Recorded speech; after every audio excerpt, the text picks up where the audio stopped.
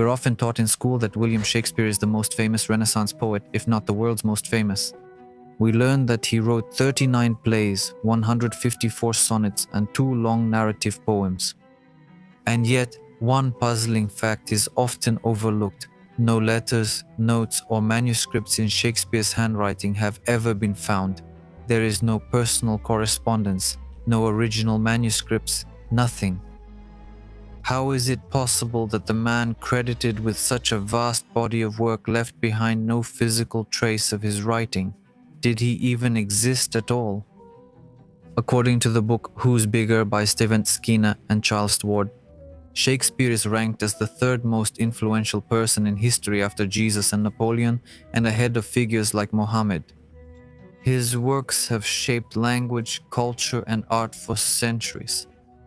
And yet, the mysteries surrounding his life lead many to believe that someone else may have been the true author of his iconic works. Some theories go even further, claiming that Shakespeare himself orchestrated this anonymity, deliberately concealing his identity or, even more intriguingly, faking his own death. Yes, but before we even get to these and many other intriguing theories, let's first explore what we officially know about Shakespeare's life, or maybe what someone wanted us to believe about him.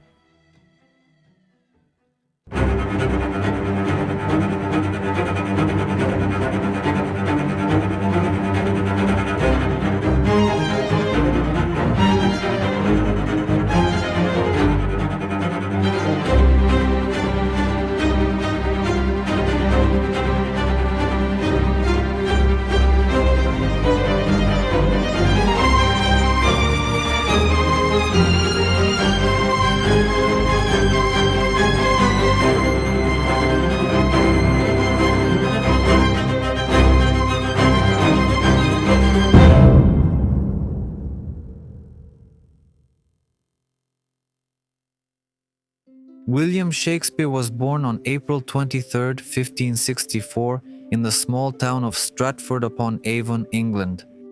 He grew up in a world full of both opportunities and challenges. His father, John, made gloves and was an important figure in the town, something like the mayors today. His mother, Mary Arden, came from a wealthy family, but life wasn't always so easy. Sometimes the family had money, and sometimes they barely made ends meet.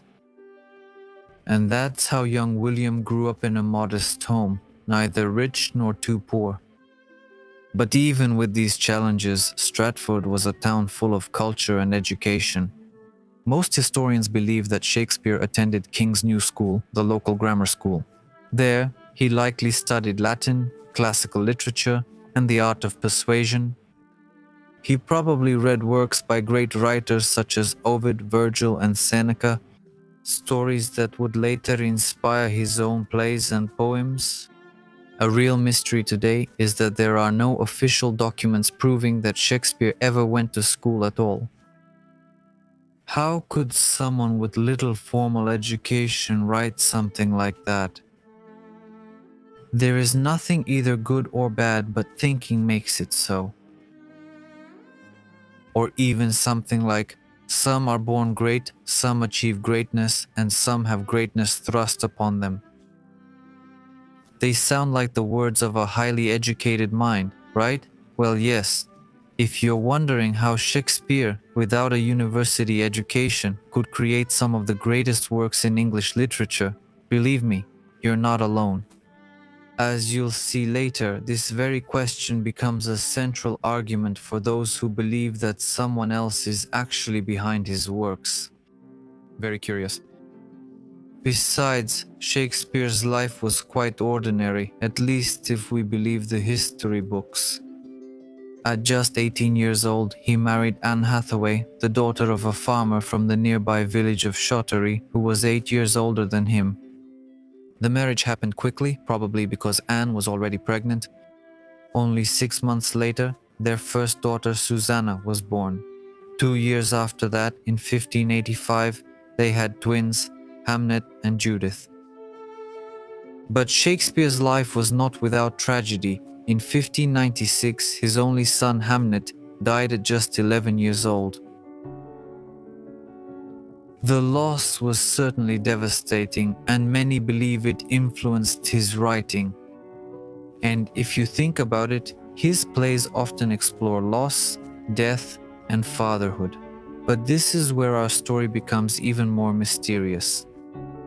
After the birth of the twins, Shakespeare disappears from historical records for nearly 7 years, much like the missing years of Leonardo and Jesus.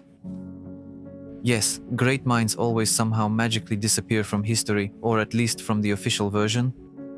Stories are told, and this period is called his lost years.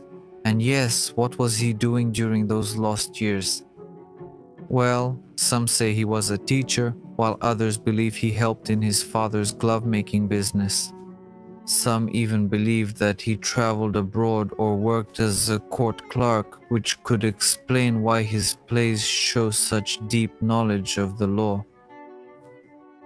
But some take the mystery even further, suggesting that he might have been a soldier, a sailor, or even traveled to Italy. After all, his plays like The Merchant of Venice and Romeo and Juliet paint extremely vivid pictures of Italian life, as if he had been there himself. But remember, Shakespeare was not wealthy. In fact, he was far from it. After becoming a father and struggling to provide for his family, he could barely make ends meet. That's why for some this idea seems completely impossible.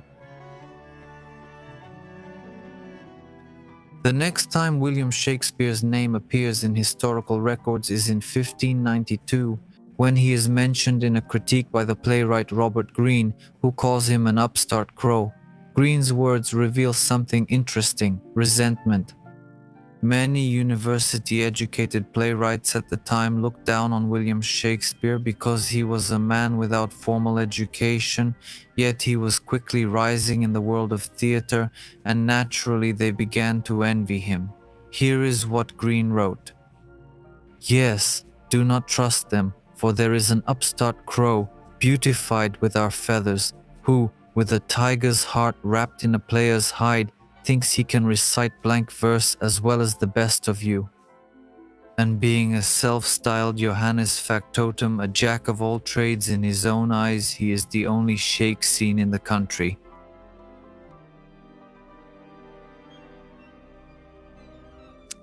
First of all, it's clear that upstart crow is not a compliment. Greene says that Shakespeare has risen too quickly, entering the world of playwrights without the proper education. He even accuses him of dressing himself in the works of others, calling him beautified with our feathers. A hint that Shakespeare imitates or even borrows ideas from university-educated writers like him. Interestingly, Greene doesn't stop there. He also mocks Shakespeare with the phrase, "tiger's heart wrapped in a player's hide," which is a parody of the original line, "O tiger's heart wrapped in a woman's hide," from Henry VI.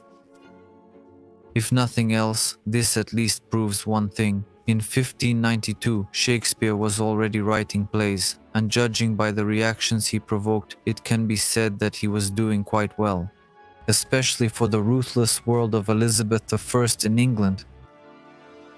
Speaking of England, during the time of Elizabeth I, the end of the 16th century is the golden age of English theatre. London was bustling with theatres like the Theatre, the Rose, and later the legendary Globe. They were the heart of entertainment, attracting everyone from street vendors to nobles. And it was into this lively, unpredictable world that Shakespeare entered. From the very beginning, it was clear that he was different. He mastered words. He could make you laugh, cry, or stand in stunned silence. And people were completely amazed by his talents. What sets Shakespeare apart from others is his deep understanding of people. While other playwrights often create characters who are very clearly either good or bad, Shakespeare knows very well that human nature is much more complicated.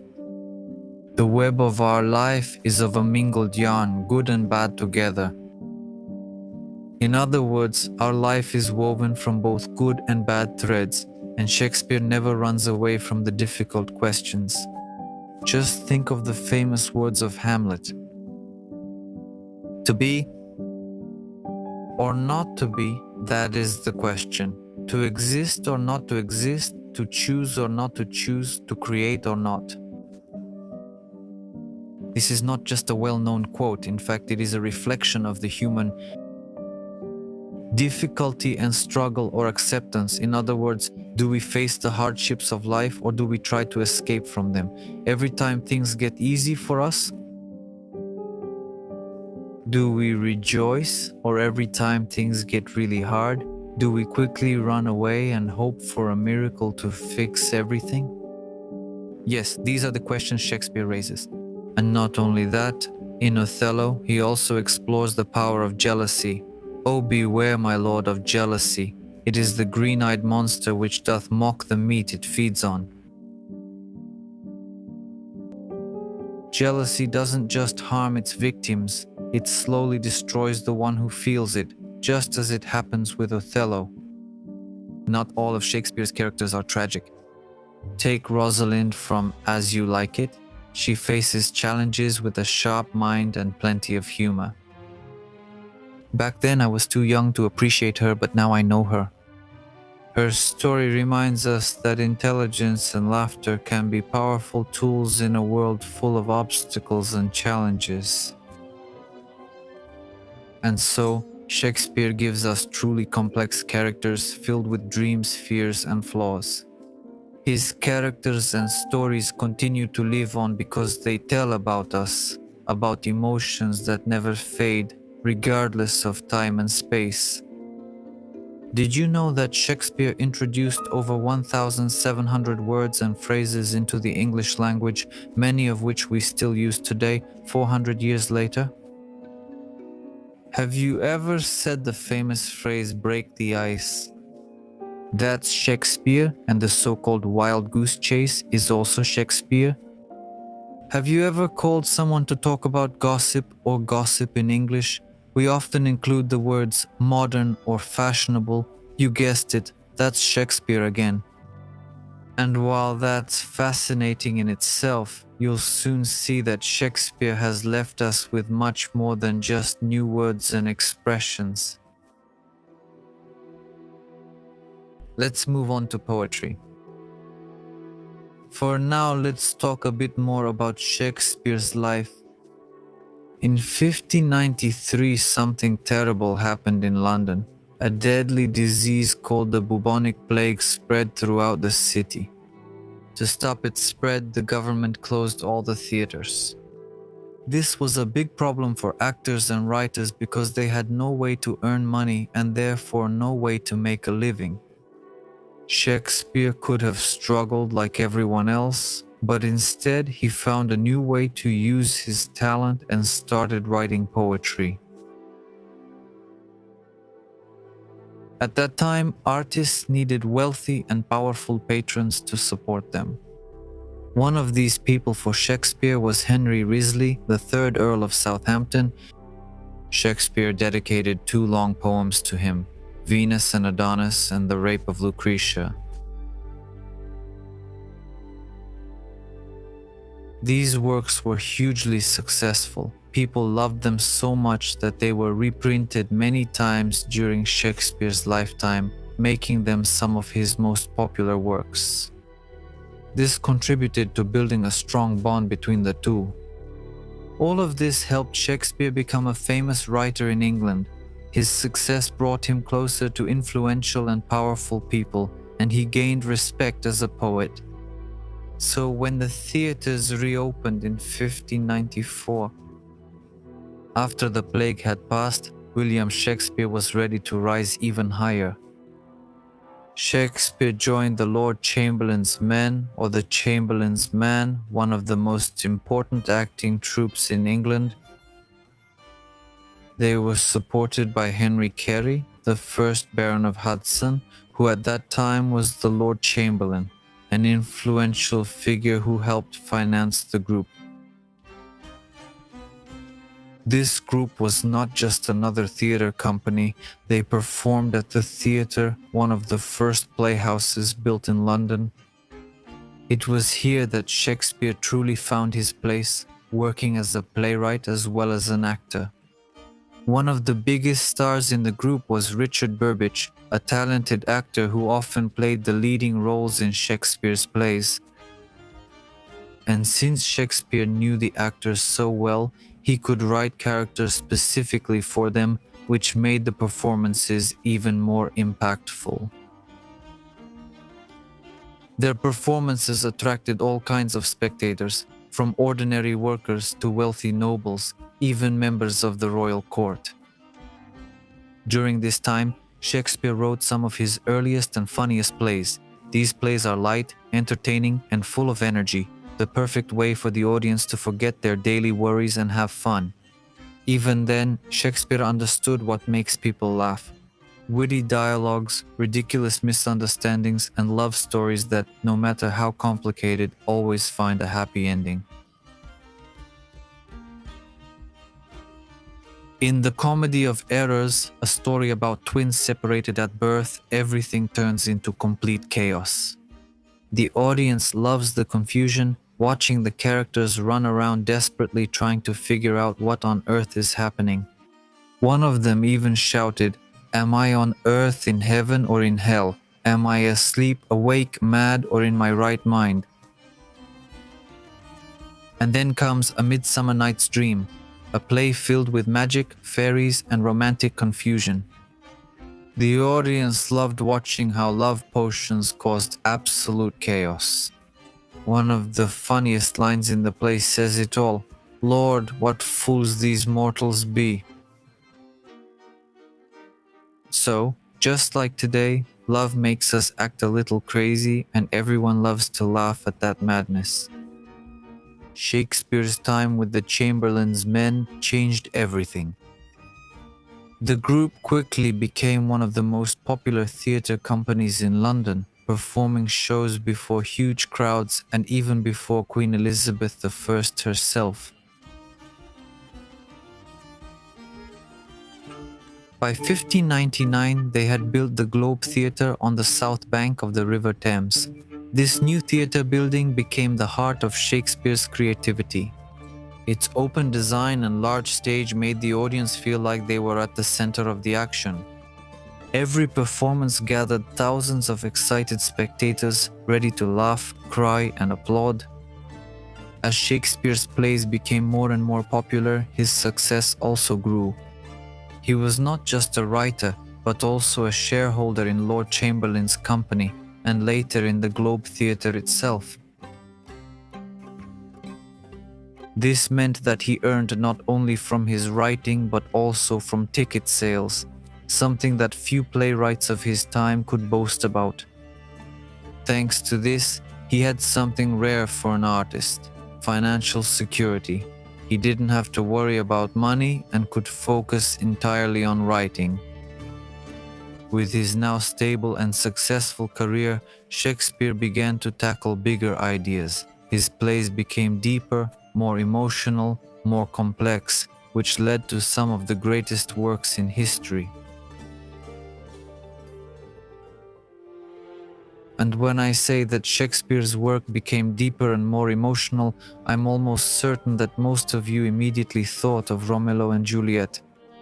Well, let's be honest, there are hardly any people on planet Earth who don't know the story of this tragic young love. With its beautiful poetry and strong emotions, Romeo and Juliet quickly became one of Shakespeare's most famous plays and still excites audiences today.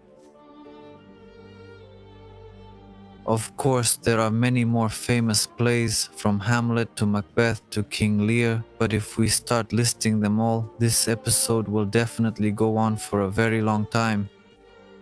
What we are going to talk about is the big change that happened in the year 1603, a change that completely transforms England and, of course, the world of Shakespeare.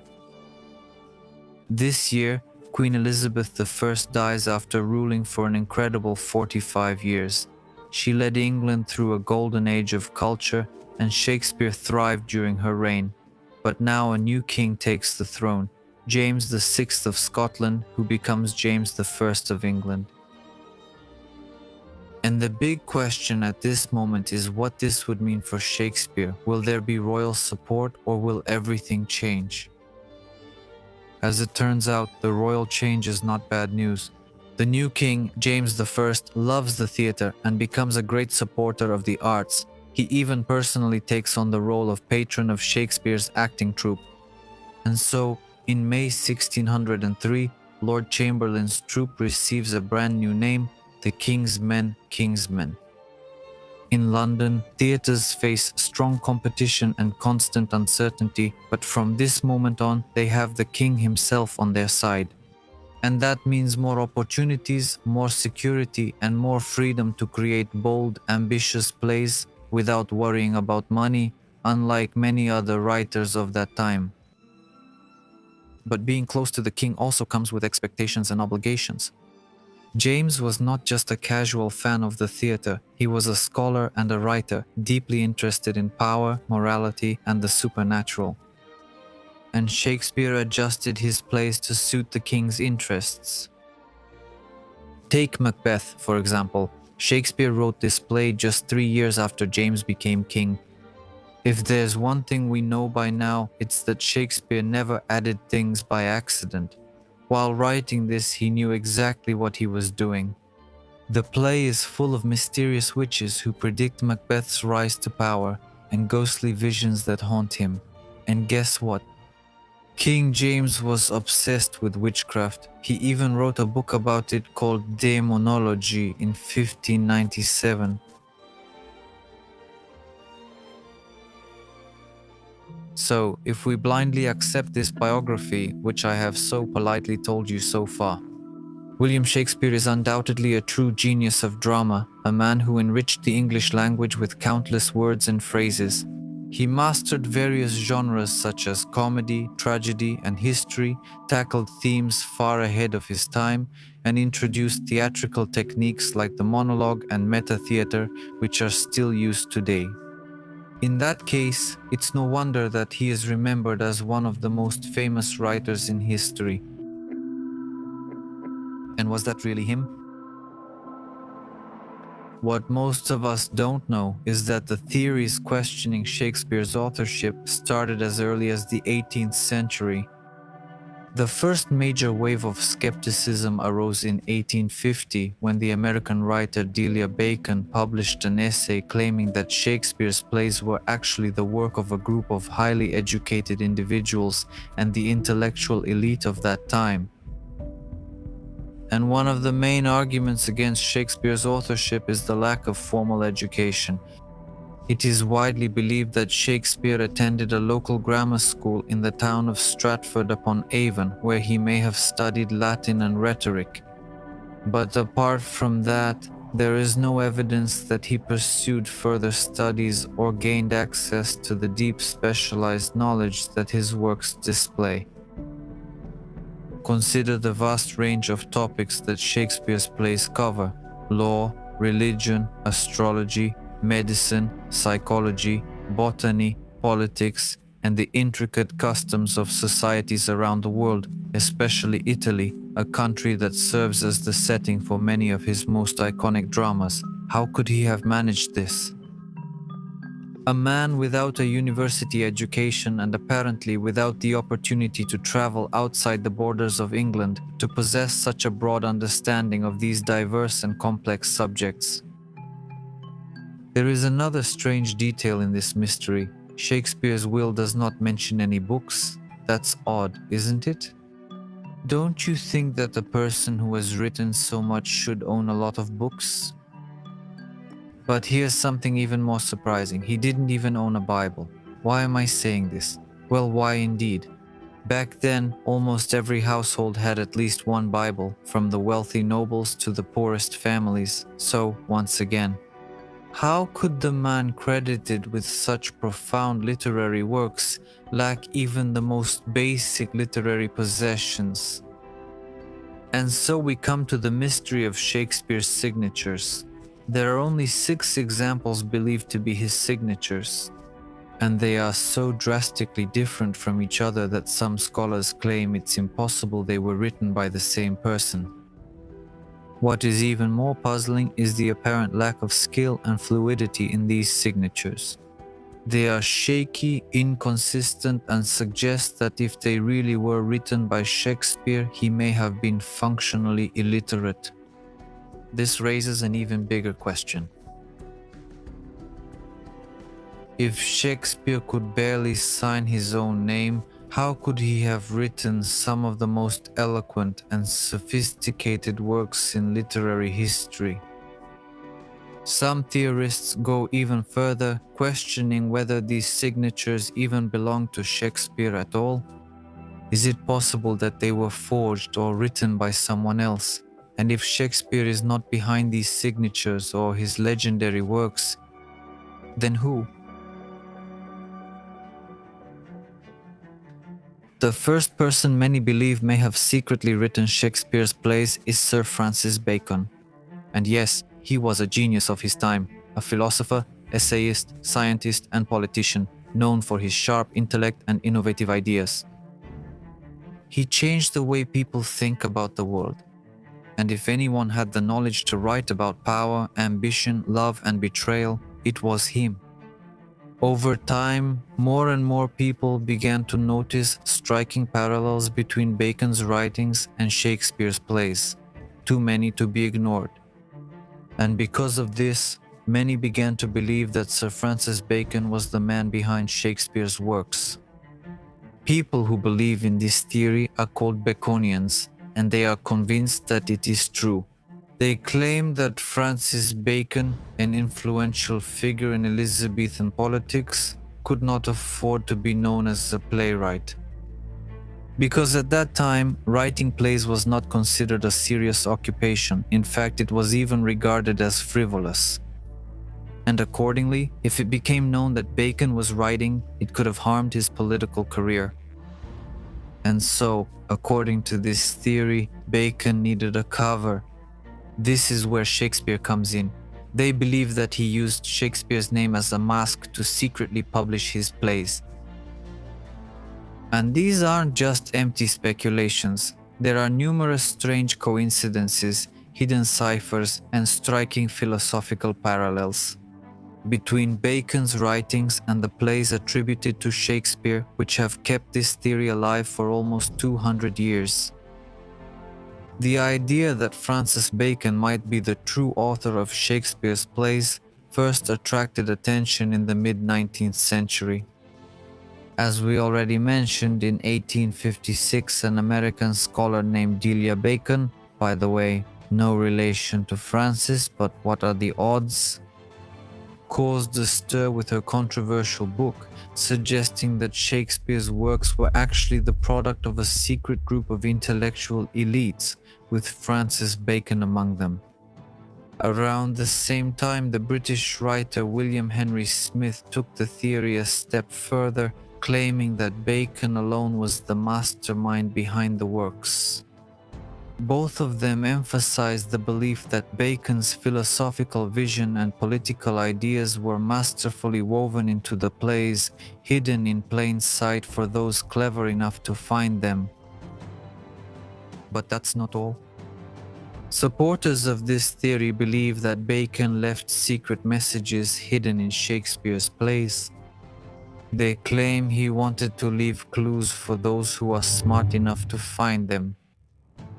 One of the strangest clues comes from the play Love's Labour's Lost. In it, we find a very unusual, extremely long word that I can't pronounce. You try it, here it is on the screen.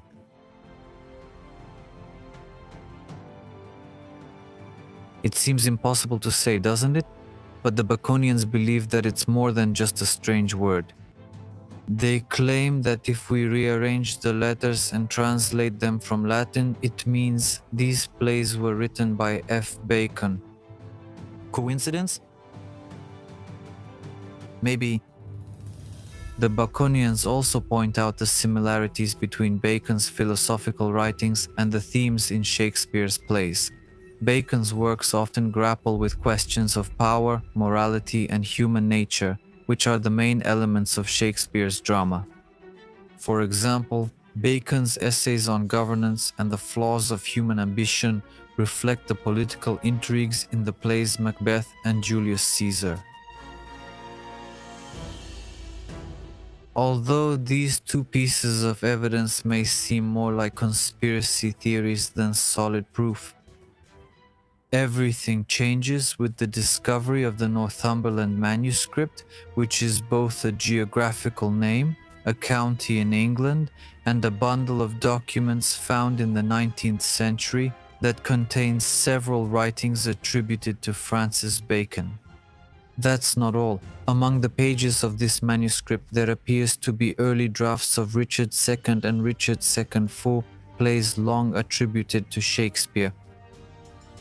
The real shock, however, comes when the cover of the manuscript is discovered. The names Bacon and Shakespeare are written again, as if the two are undeniably connected. At this moment, the Baconians realize that they've only stumbled upon the tip of the iceberg in this unfolding mystery. And just when it seems that the revelations can't get any more dramatic, that's exactly what happens. Inside the manuscript, they discover something even more astonishing. The phrase, "yes," the same tongue-twisting word found in Love's Labour's Lost, which, just to remind you, some had already speculated meant that F. Bacon wrote these plays. But this time, Bacon doesn't appear alone. Next to him, they find the name Thomas Nash, a playwright and poet from Bacon's era. This new detail drives the Baconians crazy. They modify their theory, now believing that although Bacon conceived Shakespeare's works, he may not have worked alone. They begin to claim that figures like Nash are part of a secret collaboration led by Bacon's genius. And in fact, even skeptics who have long dismissed the theory as unfounded and pure coincidence cannot completely dismiss these findings. At the end of the 19th century and the beginning of the 20th century, Bacon's theory reaches its peak, fueled by the growing obsession with hidden codes and secret messages. Many believe that Francis Bacon embedded clues in Shakespeare's plays, not only to reveal himself as the true author, but also to uncover shocking secrets about the court of Elizabeth I. One of the most passionate followers was Orville Lord Owen, who was convinced that Bacon's plays hid a story of betrayal and lost destiny. Owen took his belief to a whole new level. He created a cipher wheel, a device he claimed could decode messages hidden in the plays. What he discovered was astonishing. He announced that Bacon was the illegitimate son of Queen Elizabeth I and her favorite, Robert Dudley. According to Owen, Bacon was the rightful heir to the throne, but he was denied his birthright. With a broken heart and unable to reveal the truth publicly, Bacon is believed to have encoded his tragic story in the works of Shakespeare. Owen, however, goes further. In 1909, he becomes convinced that Bacon hid original manuscripts in a secret vault under the River Wye in England. Determined to find them, he starts digging, spending years excavating the riverbed in search of evidence, but unfortunately, he finds nothing. At the same time, arguments against the Baconian theory begin to emerge. On one hand, no real evidence has ever been found to support Owen's claims of hidden messages or secret vaults. Furthermore, how could Bacon have written all of Shakespeare's plays while also managing a political career under intense pressure? For many, that just doesn't add up as an idea. Subscribe. But the idea that Sir Francis Bacon could have been the real author of Shakespeare's plays is just the beginning. Over time, the search for the real Shakespeare uncovers new suspects, and among the most intriguing is Edward de Vere, the 17th Earl of Oxford. Who is Edward de Vere, and why do many believe that he could have been the true genius behind Shakespeare's timeless works? Edward was born in 1550.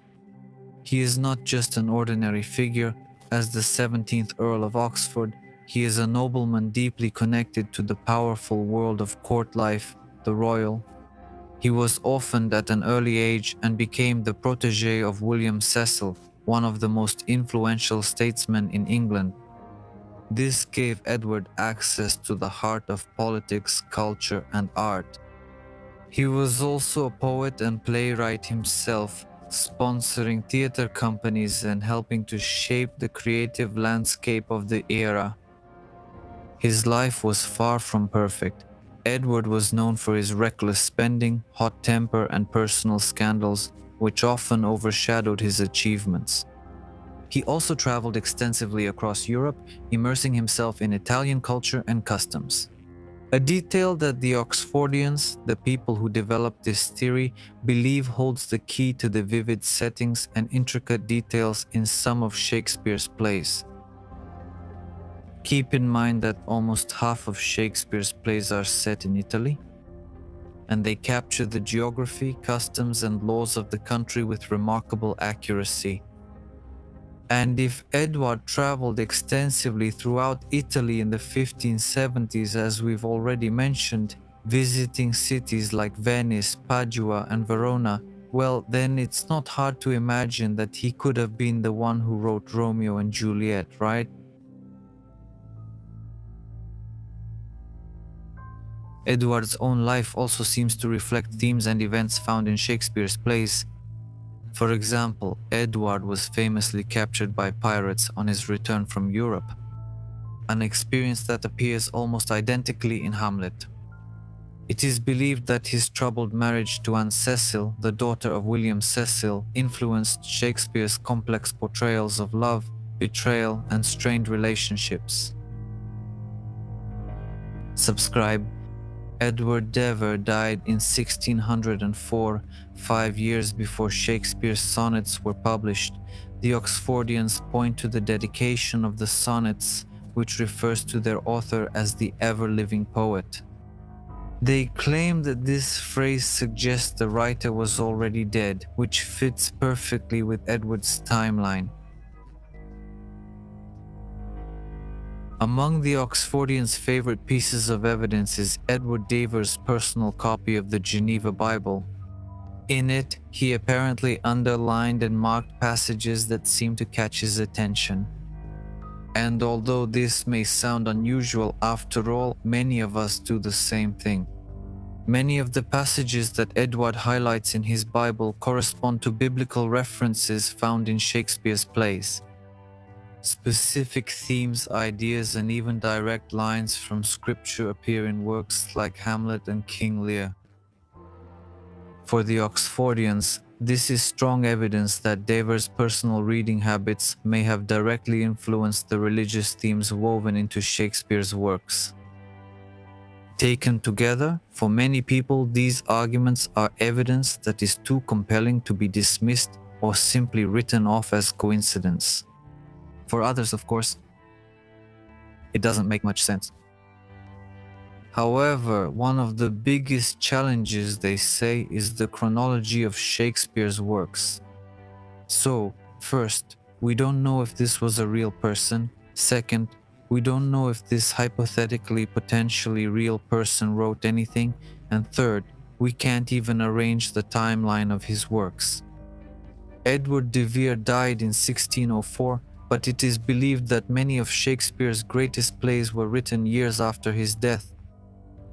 The Oxfordians claim that these plays were either written earlier and published posthumously, or were completed by other writers using de Vere's notes. But for many, this explanation is simply not enough. There is a big difference in writing style. Edward's poetry is well written, but it's much simpler, they say. There are no deep emotions and complex ideas that make Shakespeare's plays so powerful. Shakespeare's writings, on the other hand, are filled with rich language, clever wordplay, and a deep understanding of human nature. In contrast, Edward's work seems simpler and more traditional, so it's hard to believe that the same person could have written both. Of course, The question of Shakespeare's identity might seem much simpler if the candidates were limited only to Shakespeare himself, Sir Francis Bacon, as we said, and Edward de Vere. Then, as they say, we might as well guess. But the mystery becomes even greater when we realize that many other people have been considered the real Shakespeare. And to make things even more confusing, each theory seems to have meaning in its own unique way.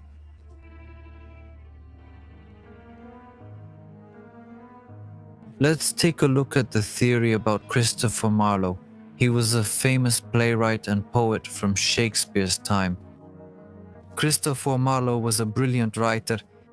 His plays like Dr. Faust and Tamerlane the Great changed theatre forever.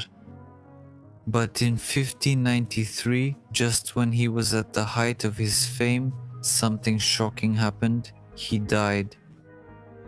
But is that really the case? The Marlovian theory is based on a strange coincidence. Only 13 days after Christopher Marlowe was declared dead in 1593, Venus and Adonis, the first work with the name Shakespeare, was published. Because of this, some people believe that Marlowe faked his death and continued to write under the name Shakespeare. If you're wondering why someone would go to such extremes, don't worry, because the people who believe in this theory, of course, have a very clear explanation. According to them, Christopher Marlowe had a good reason to disappear. By 1593, he was in serious trouble. He was accused of heresy, which was a dangerous crime and, as we know, could lead to execution. Some even say that he was a secret spy for Queen Elizabeth I, recruited while he was a student at Cambridge. Subscribe to our channel. It is reported that on May 30th, 1593, Christopher Marlowe was killed in a fight over a tavern bill in Deptford, but the case surrounding his death remains incomplete. The official records contain many inconsistencies, and several of the people who were there had connections to Elizabethan spies. This leads many to believe that it was all staged. Some believe that Marlowe's influential friends knew he was in danger and helped him fake his death. And if that's true, it's possible he went into hiding, assumed a new identity, and continued to write. Here's some food for thought. Take a look at these two verses. One is from The Jew of Malta by Marlowe, and the other is from Romeo and Juliet by Shakespeare. Marlowe. But wait, what star shines there in the east? Shakespeare. But soft, what light through yonder window breaks? At first glance, these lines feel very similar. Both use such similar words and sentence structure that many believe this is not just a coincidence, but proof that Marlowe and Shakespeare were actually the same person. Another thing that might surprise you is that some people believe Shakespeare was actually a woman. Yes, one theory suggests that Emilia Lanier, a poet of Jewish Italian descent, may have written at least some of Shakespeare's plays. Born in 1569, Emilia was highly educated. John Hudson, a scholar who discusses the Emilia theory, notices something interesting. Her poetry and Shakespeare's plays have a very similar style. Emilia also knew a lot about music, and Shakespeare's plays mention music more than any other writer of his time. What really makes Emilia stand out is her bold personality. She boldly expresses her opinion at a time when women are expected to remain silent, and in The Taming of the Shrew and Much Ado About Nothing, Shakespeare creates strong female characters who don't just follow society's rules, they are smart, resourceful, and ready to stand up for themselves. For example, in Much Ado About Nothing, Beatrice is one of Shakespeare's bravest women. She refuses to stay silent and even mocks men, telling them, "I would rather hear my dog bark at a crow than a man swear he loves me." People loved Beatrice because she was independent and didn't wait for someone else to decide her future. She made her own choices. So it's not surprising that many believe Beatrice actually reflects Emilia's personal struggles as a woman in a world where men hold all the power. This theory, like many others, raises more questions than it answers. But, as you might expect, Emilia Lanieri is not the only woman who has been suggested as the true author behind Shakespeare's works. Mary Sidney is another possible candidate. Like Emilia, some believe that Mary wrote about herself in the aforementioned plays, portraying a woman ruling a world dominated by male power. And believe it or not, over 150 people have been suggested as possible candidates for the true author of Shakespeare's works. Even stranger is that many of these theories have been taken seriously, becoming a subject of study for scholars, cryptographers, and historians alike. And here's the question: what if the answer is much simpler? What if after all these debates, all the clues, and all the speculation, the truth is that Shakespeare really was the man behind his own works? At the end of the episode, we'll do an exercise to see how it feels to consider another alternative about who Shakespeare really was. For now, let's just say Shakespeare is Shakespeare. Yes, these theories may sound exciting and the chances of such coincidences really do seem incredibly small, but we can't ignore the explanations that include Shakespeare himself as the real author. There are logical reasons to support this idea, especially considering that we're talking about a man who lived centuries ago. For example, Shakespeare's inconsistent handwriting and the various spellings of his name are often used as arguments against his authorship. But let's be honest, that wasn't strange at all in the 16th century. Back then, there was no such thing as standardized spelling, not even for names. Some people say that Shakespeare couldn't have written about things like law, medicine, or foreign places because he didn't have the proper education. Okay, but does education and all knowledge really come only from traditional schools? Didn't they say in ancient Egypt that education is the highest form of wisdom, and wisdom is the highest form of education? And even if we assume that he never traveled, many people in Elizabethan England did, and when they returned home, they shared their stories.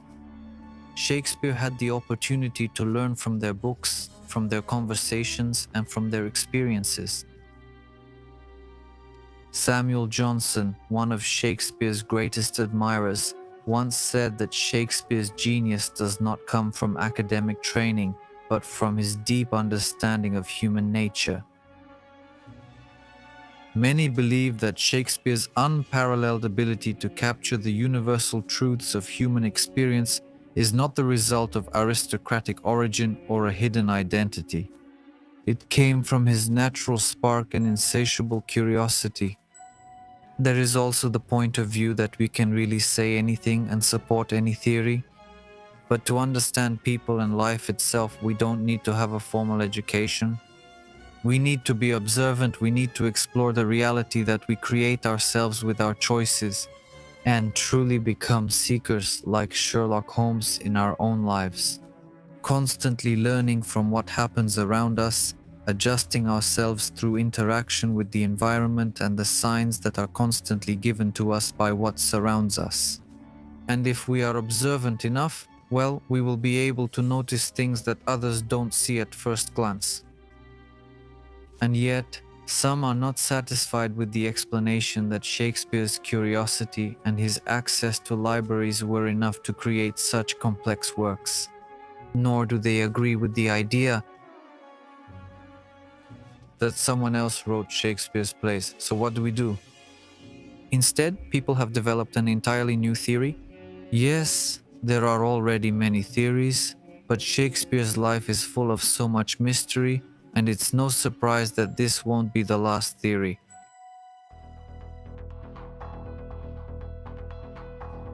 Here we come to one of the most intriguing theories. Some believe that Shakespeare was a member of the Rosicrucians, a mysterious group of thinkers and scholars from the early 1600s. These people combined science, art, and hidden knowledge to unlock the greatest mysteries of life.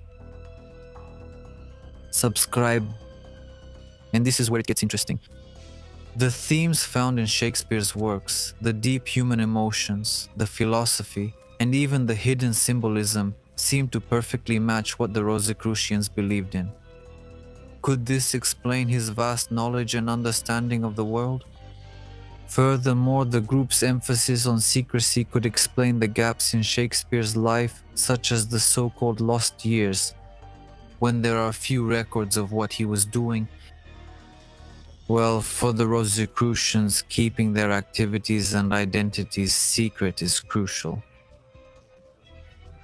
And that secrecy might explain why parts of Shakespeare's life remain a mystery.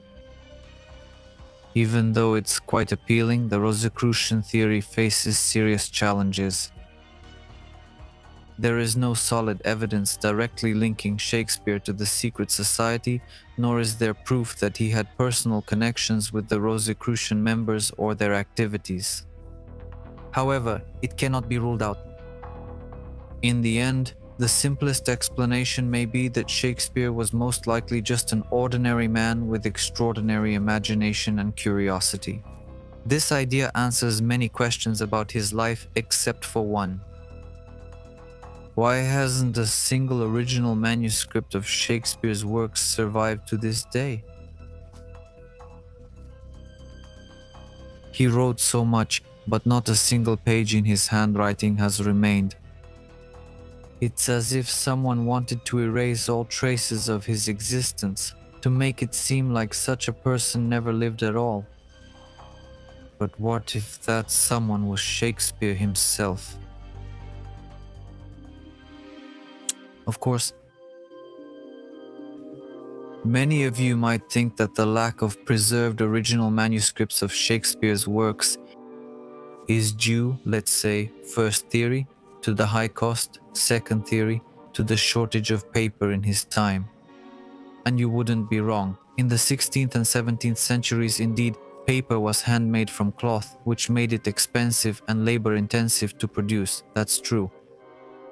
Recycling paper was a common practice, and it wasn't unusual at that time for old documents to be reprocessed into new ones. The manuscripts of plays were regarded as working documents, tools of the trade, not as artifacts of lasting importance. And indeed, after the performances, these manuscripts were often thrown away or recycled. Furthermore, the theaters of that time, including the Globe, Shakespeare's theater, did not have an official archiving process. The scripts were written for immediate use, and once printed editions, like the first folio, became available, the originals were often considered unnecessary and destroyed. All of these are logical explanations for why no original manuscripts of Shakespeare have survived. But here the story gets even more interesting. This is one of the greatest and most enduring mysteries surrounding Shakespeare. It's a question that has puzzled scholars and enthusiasts for centuries. This is a theory that remains alive to this day, revealing much more than we ever imagined about Shakespeare's life.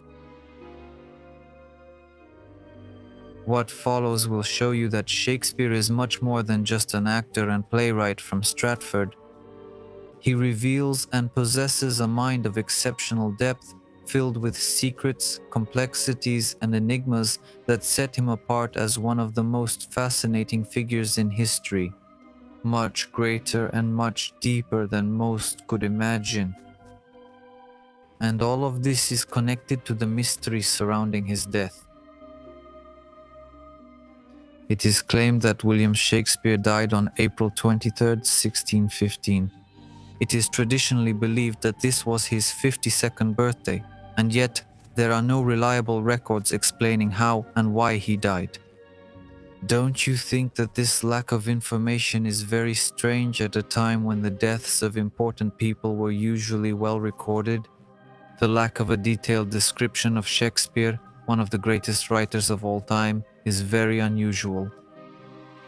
About 50 years later, John Ward, a vicar, which means parish priest of Stratford, wrote that Shakespeare had a merry gathering with the poets Ben Jonson and Michael Drayton. According to him, Shakespeare drank too much and then died of a fever. Although it's not impossible, this sounds more like folklore than fact. And what's even stranger is how little attention his death receives. For someone as famous as Shakespeare, you would expect public mourning or great honors. Instead, his death goes almost unnoticed. Shakespeare's grave in the Holy Trinity Church in Stratford-upon-Avon adds another layer to the mystery. There is a sinister epitaph on the tombstone, warning anyone who dares to disturb his remains. Good friend, for Jesus' sake forbear to dig the dust enclosed here. Blessed be the man that spares these stones, and cursed be he who moves my bones. At first glance, this curse may seem like a simple way to deter grave robbers. But what if the inscription is actually there to hide something much more shocking, like the possibility that Shakespeare's body isn't in the grave at all? Some theorists believe that this might be true, which leads to an even bigger question: did Shakespeare fake his own death? And if so, why would he do it? One idea is that he wanted to escape the pressures of fame, mounting debts, or even political problems. Others suggest that he simply wanted to spend the rest of his life in peace and anonymity. But there's an even stranger theory. Some believe that Shakespeare withdrew from public life to secretly work on one of the most influential books of all time, the King James Bible. Subscribe. The idea that William Shakespeare may have had a hand in crafting one of the most influential texts in history, the King James Bible, sounds like the greatest literary conspiracy. And yet, like so many stories about Shakespeare, there's enough intrigue and mystery to make you stop and wonder. One of the most intriguing pieces of evidence is found in Psalm 46 of the King James Bible. If you count 46 words from the beginning of the psalm, you reach the word shake. Now count 46 words from the end, and you'll land on the word spear.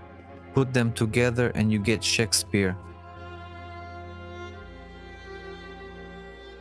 Additionally, scholars note that the King James Bible was completed in 1611, the year when Shakespeare turned 46 years old. Some see this as a hidden clue, a clever way for a brilliant writer to leave his mark on the famous text. Supporters of this theory claim that some parts of the King James Bible, especially the Psalms, bear traces of Shakespeare's poetic talent. The rhythm, vivid imagery, and carefully chosen words in these passages have a dramatic sound that is reminiscent of his plays and sonnets. Although the translators followed strict rules to remain faithful to the original texts, the beauty of the language stands out. And who could bring this to life better than the most celebrated writer of his time? By 1610, Shakespeare had almost withdrawn from the theatre and returned to his native Stratford-upon-Avon. Interestingly, this was around the same time that the final stages of the translation of the King James Bible were underway. The project, completed in 1611, was carried out under the patronage of King James I, the same king who supported Shakespeare's theatre company. Some suggest that Shakespeare's so-called retirement was not really a retirement at all. Instead, they believe that he shifted his focus from the bustling world of the theatre to a quieter, but equally important task: to help shape one of the most influential texts in history. But if Shakespeare really was involved in creating the King James Bible, why wouldn't he want credit? The answer lies in the cultural and religious tension of that time. The theater was often viewed with suspicion by devout Christians, many of whom considered it immoral or frivolous. Publicly associating a playwright with the translation of God's word could provoke outrage or even discredit the project. That is why Shakespeare may have chosen anonymity to avoid controversy, leaving behind only mysterious clues for those willing to delve deeper. And speaking of mysterious clues, now we come to an even stranger theory, which suggests that Shakespeare faked his own death and hid his works to deliver a message intended for future generations, maybe even for those after us. According to this idea, he didn't want anyone from his own time to find his books, quite the opposite. But before we get to the messages that Shakespeare may have hidden, let's focus on the evidence that he hid his writings and books in the first place. For centuries, Shakespeare's grave in the Holy Trinity Church in Stratford-upon-Avon has been shrouded in mystery. In 2016, a team of scientists conducted a groundbreaking scan of Shakespeare's grave using ground-penetrating radar. And the results are shocking. The scan reveals signs of disturbance, suggesting that Shakespeare's grave may have been tampered with at some point in history. Even more troubling is that there is no trace of a coffin beneath the stone slab. Instead of a properly constructed burial chamber, the radar shows a shallow, hastily dug grave. It's definitely not fitting for a man of Shakespeare's stature, don't you think? And the real shock. Aftershock comes when the researchers turn their attention to another part of the church, just like that, supposedly by chance. An area that had been off limits for centuries. Just a few meters from Shakespeare's grave lies the most sacred and untouchable structure of the church, the altar stone, the Holy of Holies. This altar is tightly sealed and protected under constant surveillance. Why? No one is allowed to approach it, let alone open it. Why? And because of this, there have long been rumors that something is hidden inside. Another radar scan suggests that this may not be just a legend or a conspiracy. The results confirm the presence of a huge hidden cavity in the altar, much larger than what should exist in a structure of its size, a cavity large enough to hold something. What could that be? Maybe a collection of hidden manuscripts? That's exactly why it's believed that Shakespeare hid his works, his lost sonnets, unknown plays, or even secret writings that have never been found. For those who have long suspected that Shakespeare embedded secret messages in his works, this discovery only fuels the fire. But there is one last clue that has stood in plain sight for more than 400 years. Printed in 1609, the dedication to Shakespeare's sonnets has puzzled scholars for centuries. Just look at this picture.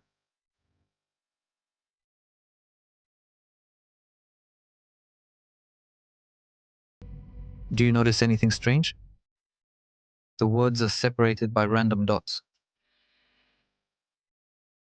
People usually didn't write like that back then. It almost looks like a secret code. Now look at this name, Mr. W.H. Who is he? The truth is, nobody knows for sure. Some believe that he is the young man to whom Shakespeare dedicated his sonnets, but others think that he is a clue. Maybe a reference to a location or even a pseudonym for the person who hid Shakespeare's writings. Do you see the phrase ever-living poet? That may sound normal today, but in the 17th century, people used ever-living to describe someone who was already dead. When these sonnets were published in 1609, Shakespeare was still alive, or at least that's what is believed. So what does all this mean? Is it possible that the dedication was written after his actual death, or was Shakespeare already dead in some other way? Maybe hidden, in exile, or working under another name on something else? At the end of this dedication, we have these initials, TT. Most people say that this means Thomas Thorpe, the publisher of the sonnets. These could also be the initials of the person who hid Shakespeare's works, or of the person who transferred them from Shakespeare's grave to a secret place like the altar of the Holy of Holies. In this case, the anomalies in the grave, the missing coffin, and the mysterious warning on his tombstone are simply an elaborate red herring meant to keep the truth hidden forever. Of course, this also raises a very important question. Why was there a need to hide Shakespeare's sonnets at all? What was in them that was so significant? Well, many believe that Shakespeare embedded important messages and codes in them intended not for his own time, but for future generations. But Shakespeare could not have inserted such complex messages on his own. He would have needed the help of someone experienced in ciphers, numerology, and hidden knowledge, right? And that brings us to one of the most enigmatic men of the Elizabethan era, John Dee. If anyone knew how to hide messages, it was him. Dee was many things: an alchemist, a mathematician, a cryptographer, and even a spy.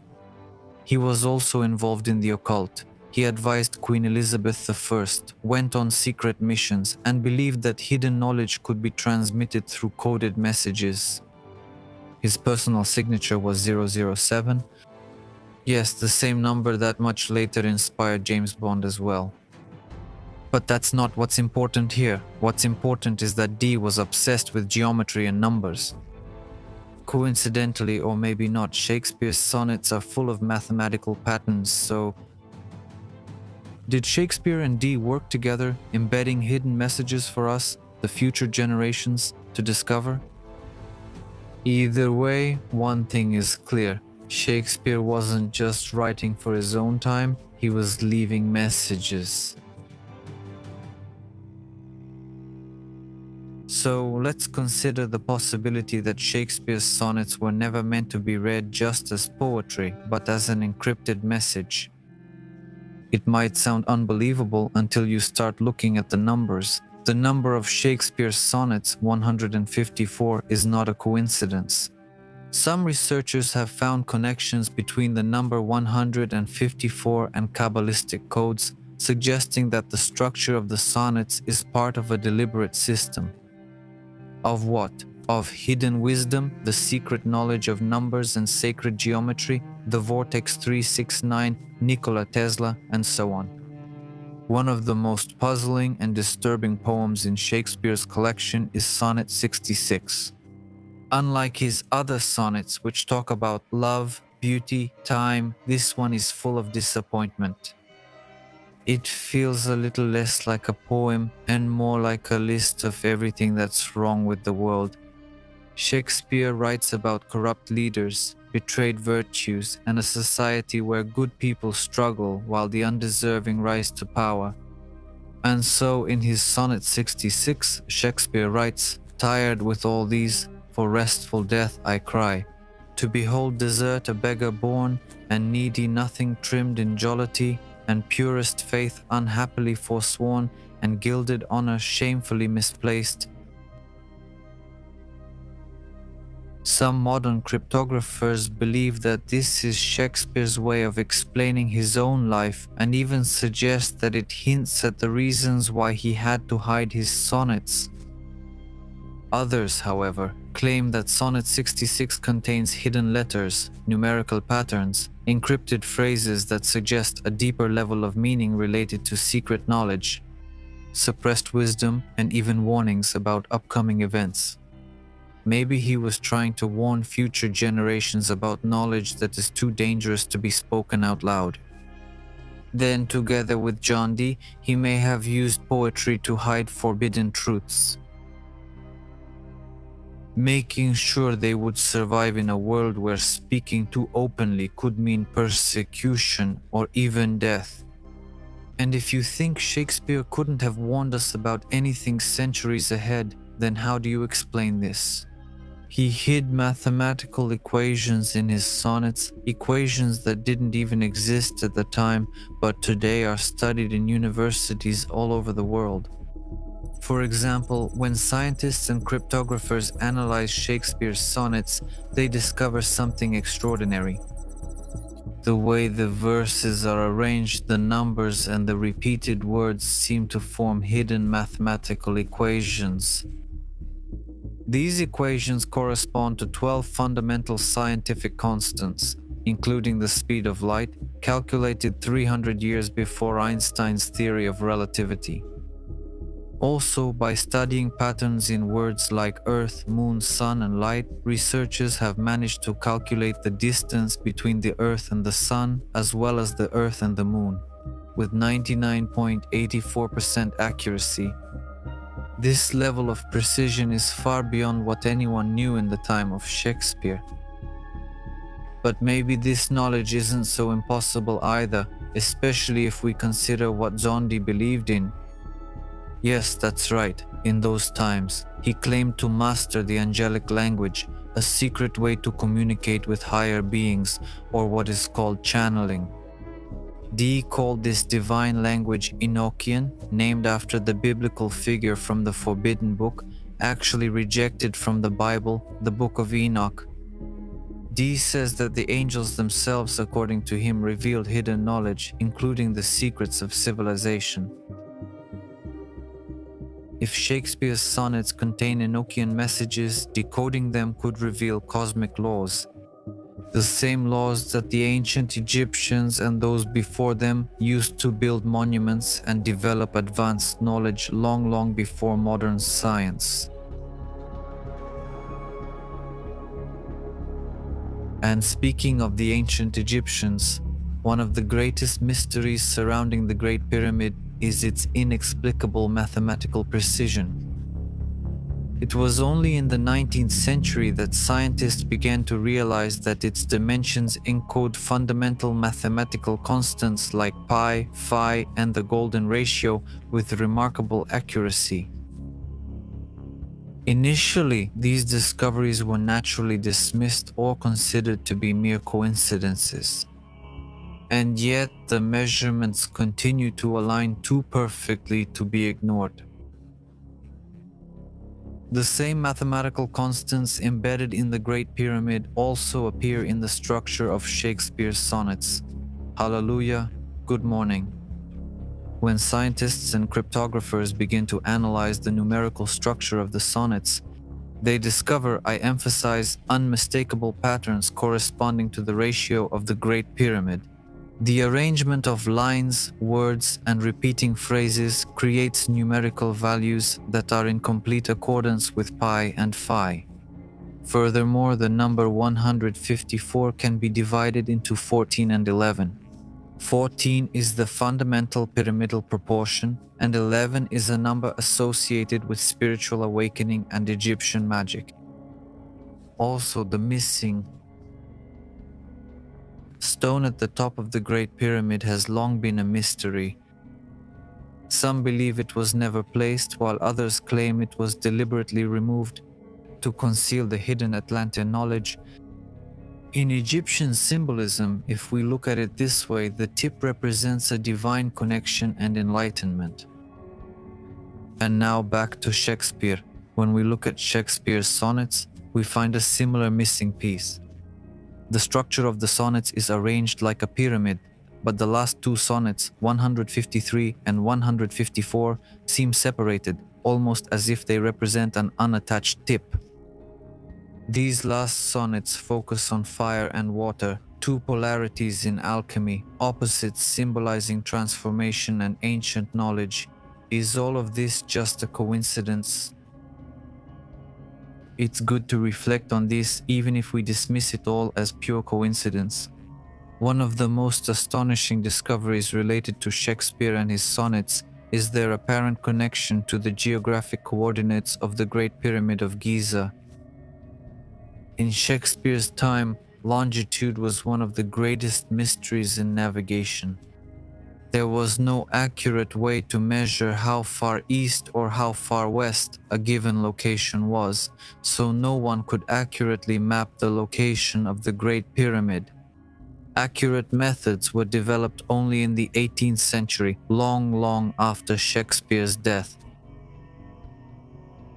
And yet, many believe that the numerical patterns in the sonnets are not just a way to mark where the Great Pyramid is located.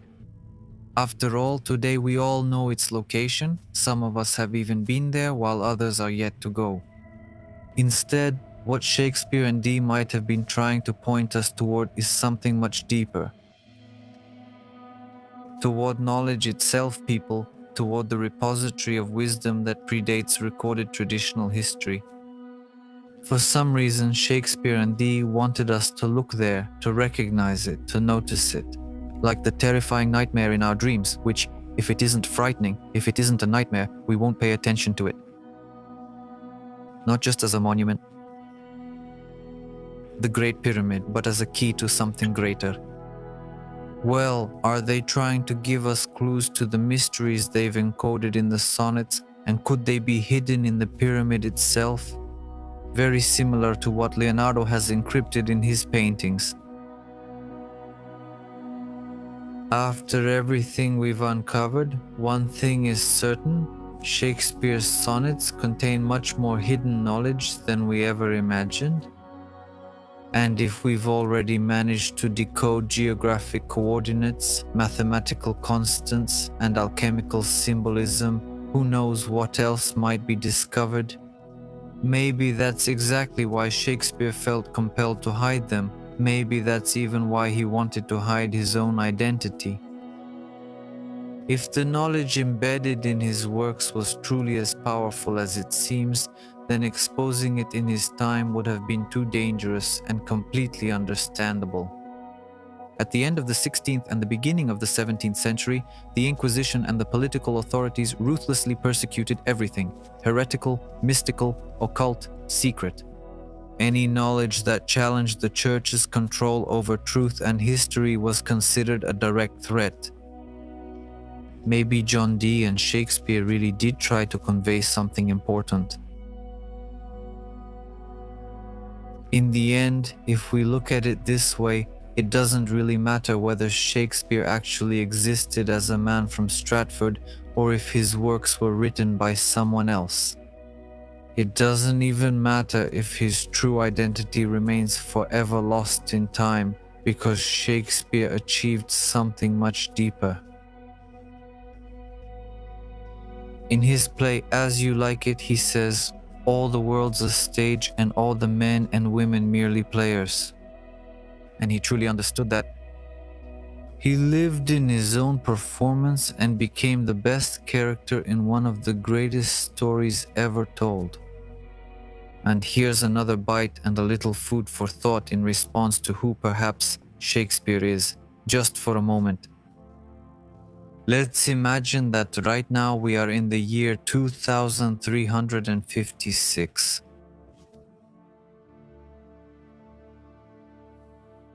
In the year 2356, we already have access and the ability to teleport, to move through time and space, to travel through time. And those who study and, well, admire the sonnets and works of Shakespeare decide to go back in time to meet this Shakespeare, to see him. Who was this man, this genius? How was he able to leave something like that behind? They use the machine, go back to Stratford, and start asking the villagers, the people, where is this Shakespeare? Where can I find him? Who is this boy? The people are surprised and at first can't react because they don't know. But little by little, word by word, they got information about a very talented boy from Stratford who was known for writing very beautifully. He wasn't sure what he'd become, but he wrote beautifully and was talented. Then the travelers from the future went, holding the sonnets from the future of the great Shakespeare, and went to him to see how he writes. Then they found out that they had just come back a little earlier, that he still hadn't written Hamlet, King Lear, and so on. They went looking for him and saw that he had started to write, but he hadn't written anything remarkable yet. Then they said to themselves, is this the great Shakespeare? We expected him to be educated, to come from a very large, wealthy family with a rich history, to have some waves, some idea, something that would hint to us that this is him. And they gave up on this boy, looked at a second, looked at a third, looked at a fourth, and suddenly they said, who is Shakespeare? Where is this Shakespeare? Then they went back to the first boy, and they simply left in the room some of the great works of Shakespeare from the future, which they already knew. After that they left. The boys saw the works, learned from them, and began to write. After that, we move forward again into the future, 2300 and so on. We see and follow Shakespeare's path, we tell his story, and we ask ourselves the question again. Who is William Shakespeare? In this way, past and future intertwine, and Shakespeare remains an enigma, a mystery, and a story about information and beauty. And love? On the other hand, why not have the phrase that we are all Shakespeare? So let's not forget how much depth there is in this line. We are all just actors, but we can be anyone. And when the curtain falls, it won't be our names, our words, or our identity that remain over time, but only what we leave behind. That's exactly why, centuries later, Shakespeare remains immortal on the stage. That's what makes him a true mind from eternity.